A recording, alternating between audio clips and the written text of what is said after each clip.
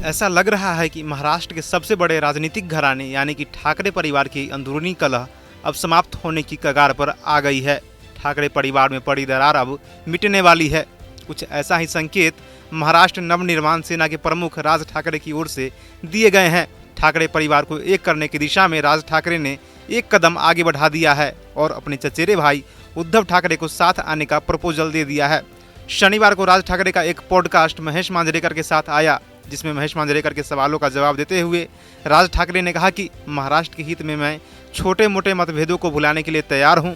मैं उद्धव ठाकरे के साथ काम कर सकता हूं। फिर क्या था, राज ठाकरे के इस ऑफर को उद्धव ठाकरे ने मौका मिलते ही दोनों हाथों से लपका और हरी झंडी दे दी, लेकिन साथ में एक शर्त भी रख दी। उद्धव ठाकरे ने यूनियन भारतीय कामगार सेना के कार्यक्रम में कहा कि मैं भी महाराष्ट्र के हित में राज ठाकरे के साथ मतभेद भुलाने के लिए तैयार हूं, लेकिन राज ठाकरे को वादा करना होगा कि वह ऐसे दलों के साथ नहीं आएंगे जो महाराष्ट्र विरोधी हैं या फिर महाराष्ट्र के विरोध में काम करते हैं। बस सवाल है कि क्या वह इसके लिए राजी होंगे। हालांकि उद्धव ठाकरे की इस शर्त पर राज ठाकरे की ओर से कोई प्रतिक्रिया नहीं आई है। वहीं राज ठाकरे और उद्धव ठाकरे के साथ आने के सवाल को लेकर शिवसेना एकनाथ शिंदे गुट के नेता संजय सिरसाट का कहना है कि यह पॉसिबल नहीं है। उन्होंने कहा कि अगर इन दोनों की युति होती भी है तो क्या उद्धव ठाकरे कांग्रेस और एनसीपी का साथ छोड़ेंगे। राज ठाकरे कभी भी कांग्रेस एनसीपी के साथ नहीं जाएंगे और वही उद्धव ठाकरे भी कभी एनसीपी कांग्रेस को नहीं छोड़ेंगे, जिससे साफ है कि उद्धव ठाकरे और राज ठाकरे का गठबंधन होना बहुत मुश्किल है।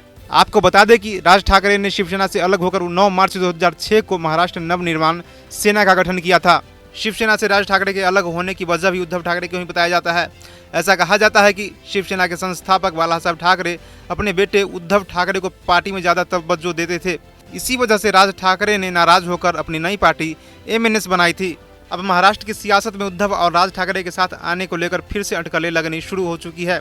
ऐसे में सवाल उठता है कि क्या दोनों भाई अपने पुराने मनमुटाव भुलाकर साथ में आ पाएंगे, और अगर ऐसा होता है तो इसका महाराष्ट्र की सियासत पर क्या असर पड़ेगा। इस खबर पर आपकी क्या राय है, हमें कमेंट सेक्शन में ज़रूर बताएं। वीडियो देखने के लिए धन्यवाद।